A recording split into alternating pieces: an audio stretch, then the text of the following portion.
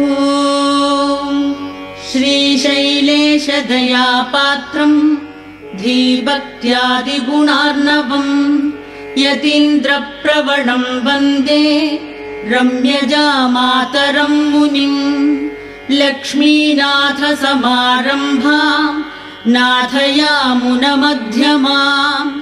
अस्मदाचार्यपर्यन्तां वन्दे गुरुपरम्पराम् यो नित्यमच्युतपदाम्बुजयुग्मरुक्म व्यामोहतस्ततितराणि तृणाय मेने अस्मद्गुरोर्भगवतोऽस्य दयैकसिन्धोः रामानुजस्य चरणौ शरणं प्रपद्ये।